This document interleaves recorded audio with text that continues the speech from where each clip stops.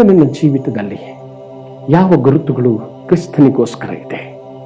ಇವತ್ತು ನಿನ್ನ ಶರೀರದಲ್ಲಿ ಇವತ್ತು ಯಾವ ಗುರುತುಗಳು ಕ್ರಿಸ್ತನ ಮಹಿಮೆಗಾಗಿ ಇದೆ?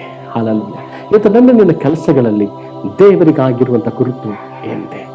ನಿನ್ನ ಸಂಪಾದನೆಯಲ್ಲಿ ದೇವರಿಗೋಸ್ಕರ ಇರುವಂಥ ಗುರುತು ಏನಿದೆ? ಮಲಾಕಿ ಪ್ರವಾದನೆ ಪುಸ್ತಕದಲ್ಲಿ ನಾವು ದಶಮ ಭಾಗದ ಕೊಡುತರ ಕುರಿತಾಗಿ ನೋಡ್ತೇವೆ. ಅದು ಪ್ರತ್ಯೇಕಿಸಬೇಕಾಗಿರುವಂತಹ ಭಾಗ.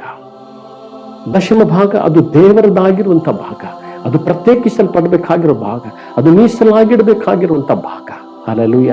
ಹಾಗಂತ ಹೇಳಿಕೊಂಡು ದೇವರು ಕೊರತೆ ಉಳ್ಳವನಲ್ಲ, ದೇವರು ಬಡವನೂ ಅಲ್ಲ. ಹಾಲೆಲೂಯ.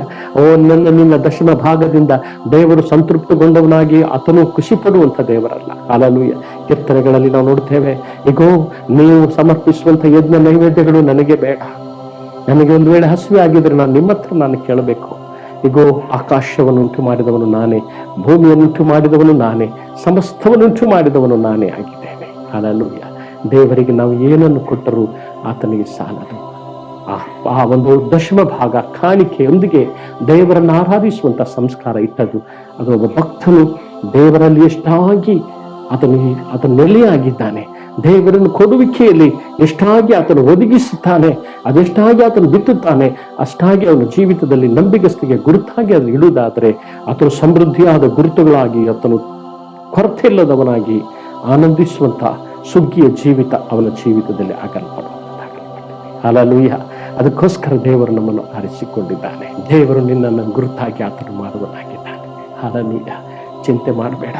ನಿನ್ನ ಬಿಸ್ನೆಸ್ನಲ್ಲಿ ಲಾಸ್ ಆಗ್ತಾ ಇದೆ, ಪ್ರಾರ್ಥನೆ ಮಾಡುವಷ್ಟು ಸಾರಿ, ನಾನು ಕಾಣಿಕೆ ಕೊಡುವಷ್ಟು ಸಾರಿ, ಈಗೋ ನನ್ನ ಬಿಸ್ನೆಸ್ ಲಾಸ್ ಆಗ್ತಾ ಇದೆ, ಈಗೋ ನನ್ನ ಕೆಲಸದಲ್ಲಿ ನನಗೆ ಪ್ರಮೋಷನ್ಗಳು ಆಗ್ತಾ ಇಲ್ಲ, ನಾನು ಸಂಪಾದನೆಯನ್ನು ಹಿಡಿತಾ ಇದ್ದೇನೆ, ಅದರಲ್ಲಿ ಹೇಗೆ ನನಗೆ ಹೋಗ್ತಾ ಇದೆ ಗೊತ್ತು, ನನ್ನ ಜೀವಿತದಲ್ಲಿ ಸಂತೃಪ್ತಿಯೇ ಇಲ್ಲ.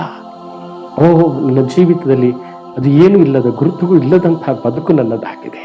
ಅದರ ದೇವರಿಗಾಗಿ, ದೇವರ ಮಹಿಮೆಗಾಗಿ ನಿನ್ನೊಂದು ಗುರುತಾಗಿ ನೀನು ನಿನ್ನ ಸಂಪಾದನೆಯಲ್ಲಿ, ನಿನ್ನ ಗುರುತಾಗಿ ನಿನ್ನ ಕೆಲಸದ ಎಲ್ಲ ವ್ಯಾಪಾರದಲ್ಲಿ, ನಿನ್ನ ಗುರುತಾಗಿ ನೀನು ಮಾಡುವಂಥ ಎಲ್ಲ ಸಂಗತಿಯಲ್ಲಿ ನಿನ್ನ ದೇವರಿಗಾಗಿ ಪ್ರತ್ಯೇಕಿಸಿ ಗುರುತಾಗಿ ಇಟ್ಟು ನಿನ್ನ ದೇವರನ್ನು ಹಿಂದೆ ನೀನು ಆರಾಧಿಸುವುದನ್ನು ಪ್ರಾರಂಭಿಸುವುದಾದರೆ ಮಹಿಮೆಯ ಆಶೀರ್ವಾದ ನಿನ್ನ ಮೇಲೆ ಅದು ಬರುತ್ತಾ ಇರುತ್ತೆ. ಹಾಲೆಲೂಯ.